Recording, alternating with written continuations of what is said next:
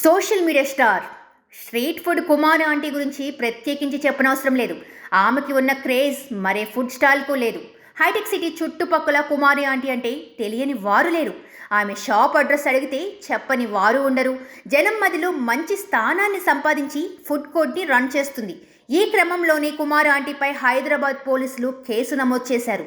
కుమారి aunty దగ్గర భోజనం చేయడానికి జనం ఎగబడుతుండటం గమనించిన కొందరు ఫుడ్ బ్లాగర్స్ ఆమెపై వీడియోలు తీసి సోషల్ మీడియాలో పోస్ట్ చేయడం మొదలుపెట్టారు. దీంతో ఆంటీ ఫుడ్ కోర్ట్ తెగ వైరల్ అయింది. సినీ తారలు సైతం ప్రమోషన్స్ కోసం ఆంటీ వద్దకు వస్తుండటంతో మరింత క్రేజ్ చేకూరింది. దీంతో ఆంటీ వద్ద భోజనం చేసేందుకు యువత ఎక్కువగా ఆసక్తి చూపారు. రోడ్డుపైనే వాహనాలు పార్క్ చేసి భోజనం చేసేందుకు వెళ్తున్నారు. దీంతో ఐటీసీ కోహినూరు రోడ్డు మొత్తం ట్రాఫిక్ జామ్ అవుతుంది.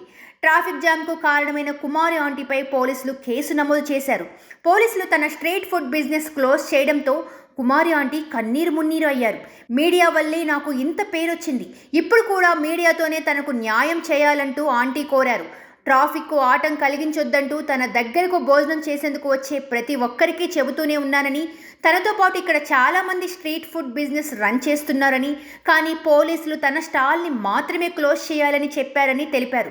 తనకు తగిన న్యాయం జరగాలని కుమారి ఆంటీ కోరారు. తాజాగా ఈ అంశంపై సీఎంఓ స్పందించింది. కుమారి ఆంటీ షాపును మార్చాలనే నిర్ణయాన్ని తెలంగాణ ప్రభుత్వం వెనక్కి తీసుకుంది. యథావిధిగా కొనసాగించాలని అధికారులకు సీఎం రేవంత్ ఆదేశాలు జారీ చేశారు. త్వరలోనే కుమారి ఆంటీ ఫుడ్ స్టాల్కు సీఎం రేవంత్ రెడ్డి వెళ్లనున్నట్లు తెలిపారు. ప్రజాపాలన అంటే ఎంటర్ప్రెన్యూర్స్కు బాసటగా నిలవడమని CM CPRO Ayodhya Reddy Twitter వేదికగా తెలిపారు. రేవంత్ నిర్ణయం పట్ల కుమారి ఆంటీ హర్షం వ్యక్తం చేశారు.